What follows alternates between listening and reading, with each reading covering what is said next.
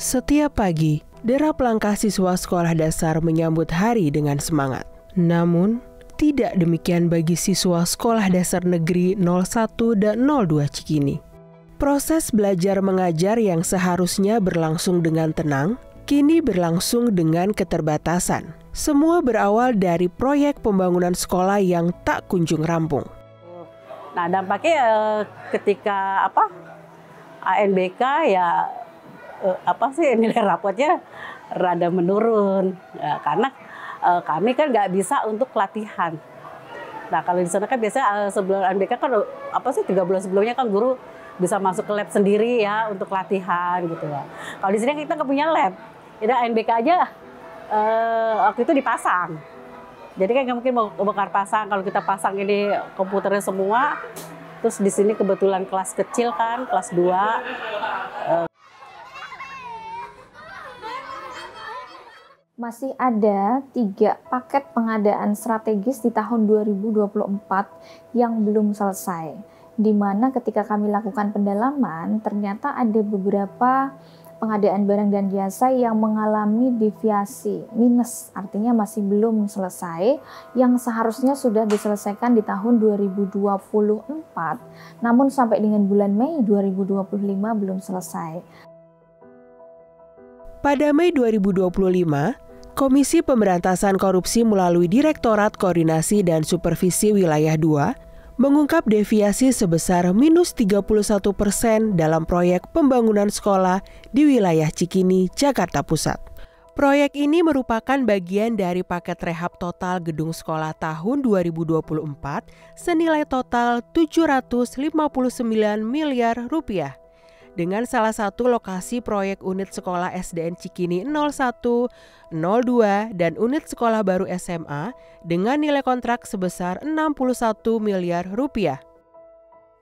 Nah, menurut hasil pengawasan KPK sendiri, penyebab utama keterlambatan proyeknya berarti apa, Mbak?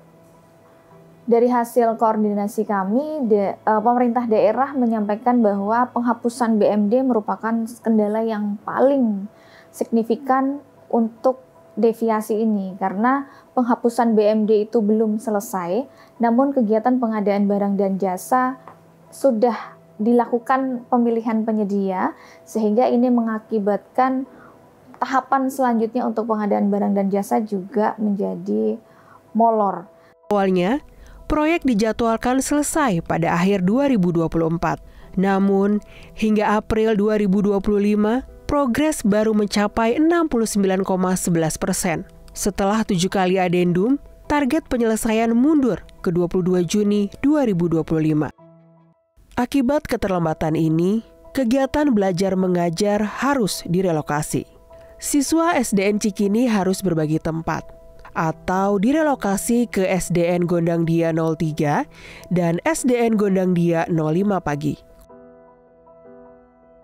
Ketika pemindahan ini akan mengakibatkan jadwal pembelajaran yang tadinya dia pagi, karena pagi kan dipakai untuk sekolah yang ditempati, sedangkan sekolah yang anak yang numpang di sekolah tersebut akhirnya dia harus sekolah di siang hari.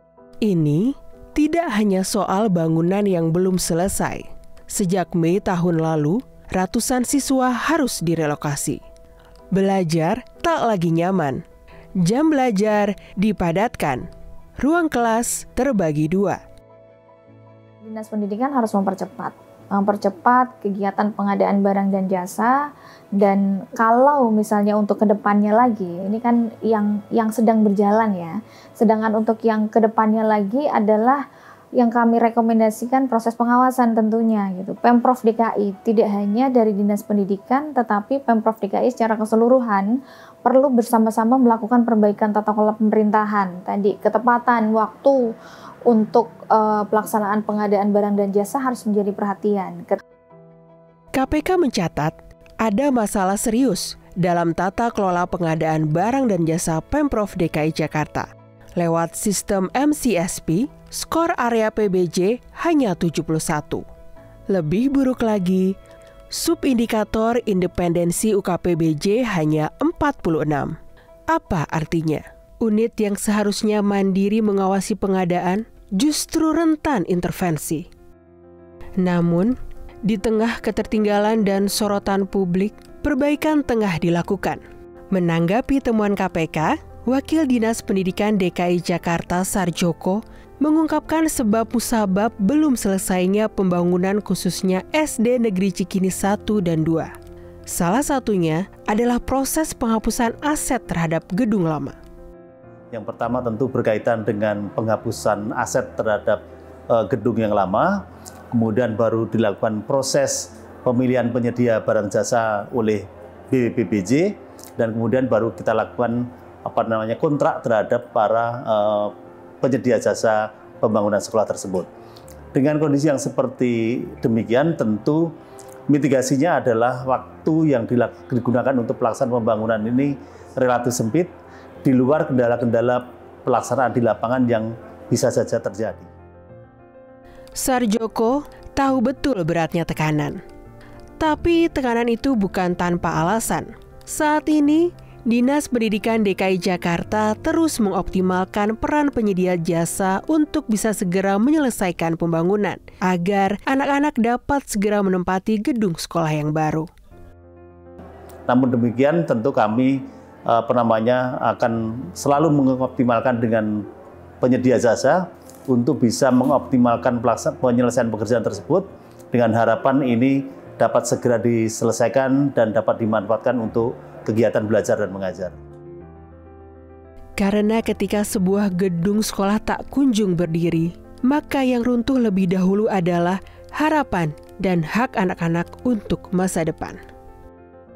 Temuan KPK ini tentunya menjadi masukan sekaligus evaluasi terhadap Dinas Pendidikan DKI Jakarta untuk bisa segera merampungkan pembangunan sesuai dengan aturan.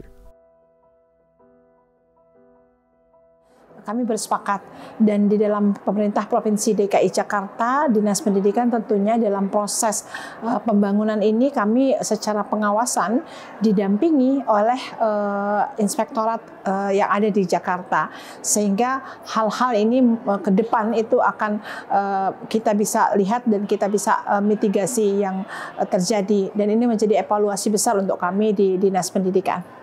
Anak-anak mungkin tidak memahami apa itu deviasi atau indikator pengawasan. Yang mereka inginkan sekolah yang layak. Mereka ingin belajar. Dan itu bukan harapan yang berlebihan. Itu adalah hak. Contohnya saat itu hujan deras, lampu mati, jadi sisa itu belajar gelap-gelapan. Gitu. Dan ketika hujan deras itu kita harus sikap untuk menyelamatkan benda-benda yang ada di sini. Karena kondisinya di luar. KPK menegaskan bahwa setiap pihak harus bertanggung jawab agar setiap tembok sekolah yang direncanakan benar-benar berdiri dan memberi manfaat. Kami berterima kasih sehingga ketika dukungan ini datang dari KPK, katakan lembaga yang masyarakat juga percaya, dan kami ini menjadi evaluasi untuk kami sehingga pembangunan sekolah kedepannya menjadi hal-hal yang tentunya dalam ajas kepatuhan dan pengawasannya ini juga menjadi yang sesuai dengan prosedur dan aturan yang berlaku. Proyek pendidikan bukan semata tentang tembok bangunan dan plafon. Di tengah gemuruh pembangunan, mari kita jaga agar pendidikan tidak dikorbankan oleh kelalaian atau bahkan tindak pidana korupsi.